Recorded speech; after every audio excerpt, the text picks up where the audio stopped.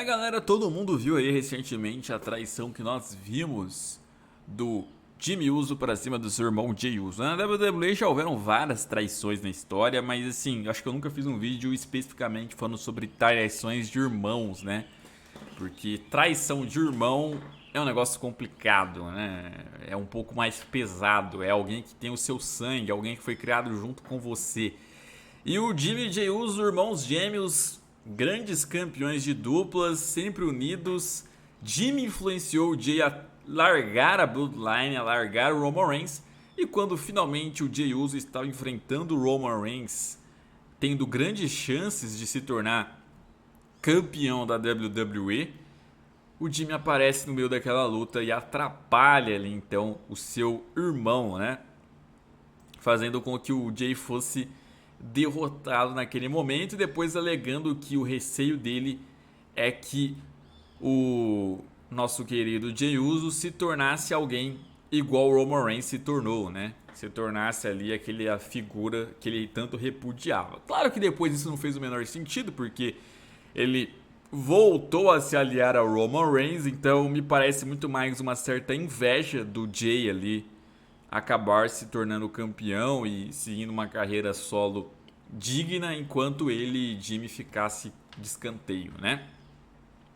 Bom, a gente vai voltar lá atrás, né, os irmãos Hart, Bret Hart, Owen Hart, o talento que você teve nessa família é um negócio absurdo, né?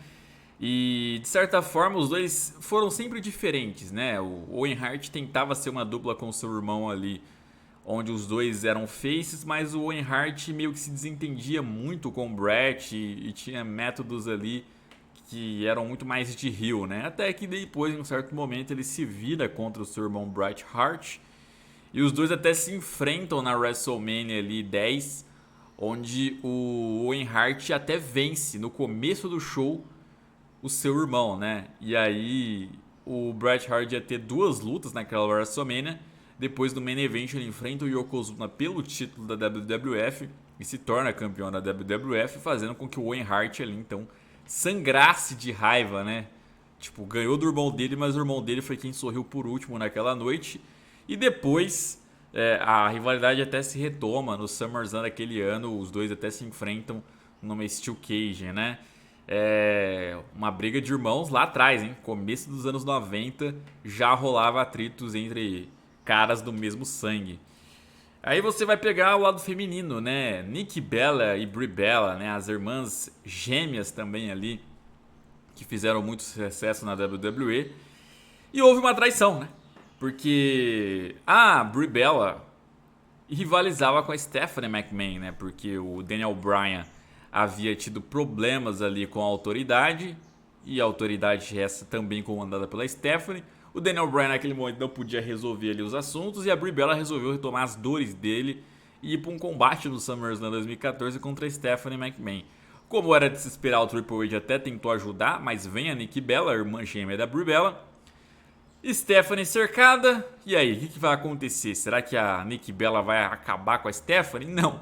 Ela simplesmente ali, frente a frente com a Stephanie, resolve atacar a sua irmã Brie Bella, meus amigos. E aí a Stephanie McMahon foi quem ganhou aquele combate porque Nikki Bella traiu sua irmã gêmea.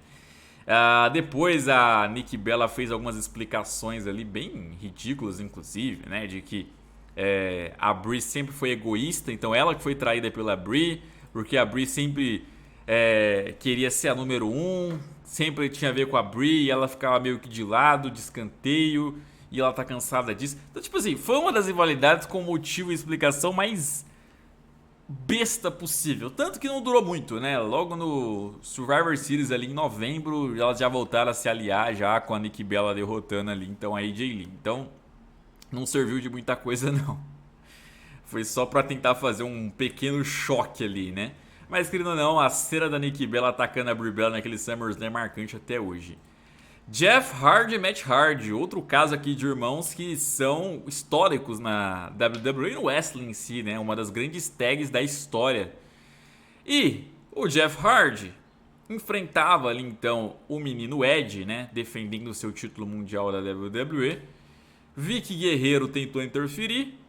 O Matt Hardy vem com uma cadeira ali então para tentar, supostamente, né, ajudar o seu irmão Jeff Hardy. Mas não, ele dá uma cadeirada na cabeça ali então do seu irmão Jeff Hardy, fazendo com que o Edge ganhasse aquele combate e o Jeff Hardy então não fosse mais campeão mundial da WWE, né? Os dois depois têm uma rivalidade rumo a WrestleMania e um pouco mais que isso. As explicações do Matt Hardy eram basicamente o quê? Inveja, ciúmes, né? Ele dizia ali então para o Jeff Hardy que o Jeff sempre foi protegido por ele, o Jeff sempre foi carregado por ele, e mesmo assim o crédito ficava todo com o Jeff. Os fãs sempre preferiam o Jeff sempre tinha o sucesso. Ele tinha acabado de se tornar campeão da ECW, mas foi ofuscado porque o Jeff tinha virado campeão mundial.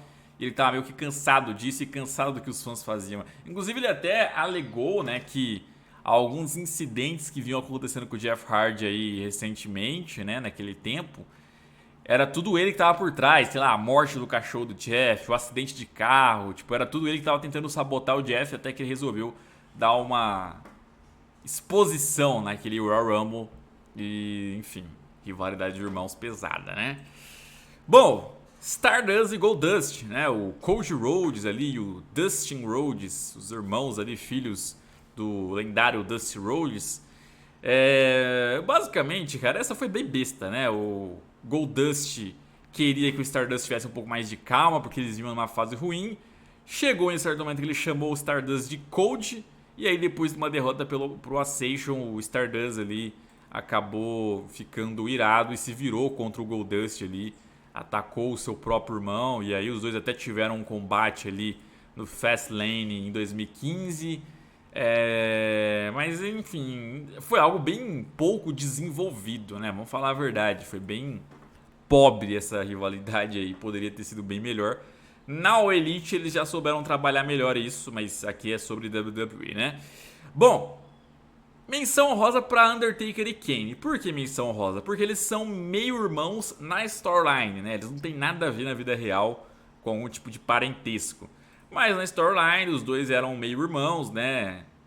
Adotados, e aí parece que o Kane teria posto fogo na casa ali dos pais, e os pais ali morreram.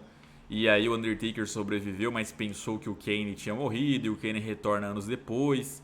E aí depois, em meio às rivalidades, descobriram que quem botou fogo na casa na verdade era o Undertaker, ele confessa aquilo. E que o Kane na verdade era a vítima e sobreviveu, e por isso virou esse cara maníaco por fogo. Enfim, várias reviravoltas e várias traições, né? Então assim, não é que rola uma traição específica de Undertaker e Kane. O Kane já começa entrando na WWE contra o seu irmão. Então não é que eles eram amigos. Até se tornam tags, depois o Kane na maioria das vezes se vira contra o Undertaker. Teve uma vez que o Undertaker se virou contra o Kane. Então, assim, eu já fiz um vídeo já sobre isso, então sempre que você quiser saber, vai lá e pesquisa, belezinha?